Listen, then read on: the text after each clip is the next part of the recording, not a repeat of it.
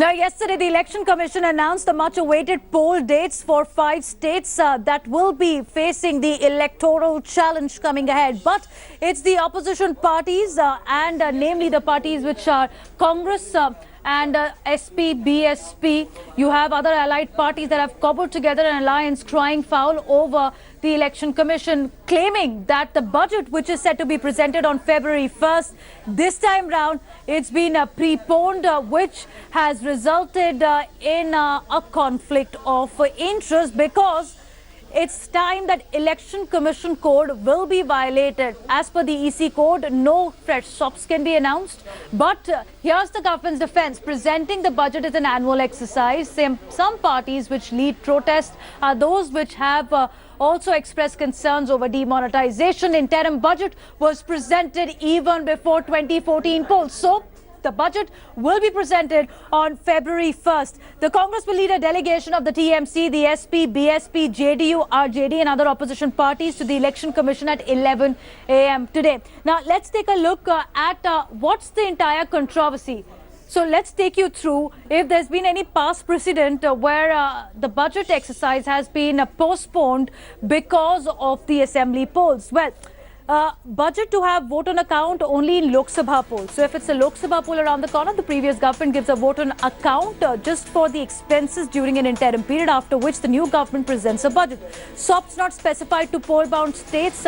So the government has said it won't violate the poll of conduct. And since union budget is a central government exercise, there is no question of assembly polls and union budget being connected. But here is a catch as well. Now, let's take a look at what's happened in the past. 2012, the budget moved to mid-March.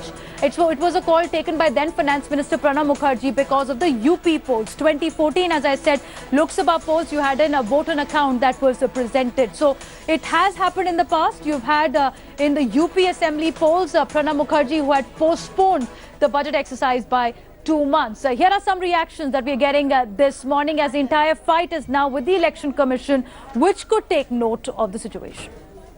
Budget पण आकर्षक योजना जाहीर करणं हा आचारसंहितेचा भंग आहे की नाही या प्रश्नाचं उत्तर कोण देणार? आणि मग राष्ट्रपती म्हणून जर काही त्यांना काही अधिकार असतील तर राष्ट्रपतींना मी आपल्या सगळ्यांच्या वतीने विनंती करतोय, जाहीर विनंती करतोय की कृपा करा आणि या भूलथापा मारण्यापासून यांना रोखा. निवडणुकीचा निकाल लागत नाही तोपर्यंत देशाचा अर्थसंकल्प मांडला जाता कामा नये. ही चुकीची प्रथा पडते. The budget was presented on the 16th of March 2012, much after not only the polling, but even the counting was over and new governments had taken office. So either the budget needs to be postponed beyond the date of the elections and beyond the date of the results, or the budget needs to be preponed in a manner whereby it does not influence the electoral process. We will end this year with higher revenues, both direct and indirect taxes. That is to say, the actual expenditure must start from April rather than half the year being lost and starting after the monsoons.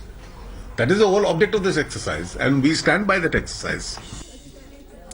So even as the Congress will be leading a delegation, it's also the BJP's own ally, Shiv Sena, which has questioned the budget exercise after the assembly poll states have been announced. Maushmi, my colleague, joining us and following the story.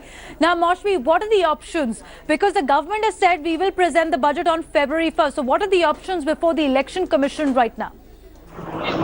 Clearly, Devana, we had spoken to the Election Commission yesterday, and if you remember, the CEC had pointed out that already he had received a representation of opposition parties.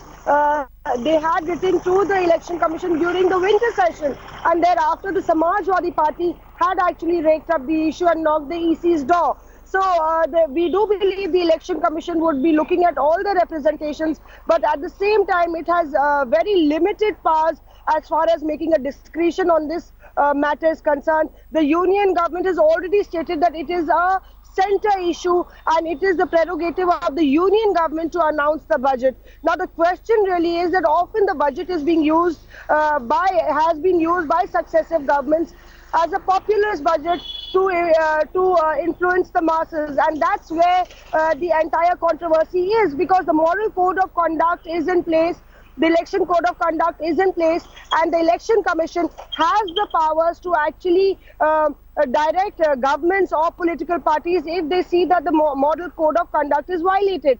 But the question really is that the union government would argue that we have not done anything to influence the voters. This is the union budget. But as I said, that we do expect that if the union budget is just released 4 days ahead of the when Uttarakhand and Punjab go to polls, it is expected, and the political parties rivaling the BJP would accuse the BJP of indulging in popular politics. Okay, so no plan to delay the budget is what the government is saying. Election Commission could take note of it. The entire fight will play out at 11 a.m. at Election Commission doorstep. Thanks, Moshri, for joining us. We'll connect with you. And in the Election Commission's other front is the story of the Samajwadi Party Parivar as well. Because at least till now, you've had both Mulayam and Akhilesh camp making representation at the Election Commission. Now, notices have been issued to both the factions to ensure that they file affidavits from the leaders who are there in their party in a show of strength. Akhilesh Yadav on his part will be meeting his netas any moment now. That's the story that we are getting. And there is no end to the imminent rift in sight, even though peacemaking efforts are underway. Azam Khan taking the lead to ensure that there is peace between both the faction. But time is clearly running out as the UP polls are set to roll out on 1st of February. Going across to my colleague Shiv Pujan Jha, who will be joining us in just a bit. But as Samajwadi Party situation stands this morning is this: Akhilesh meeting his own set of supporters and loyalists, and he'll be asking for a signed affidavit from each of them to be submitted to the Election Commission. The last date for that is January 9th, while Mulayam faction would also be looking out and carrying out the same exercise. लोकतंत्र में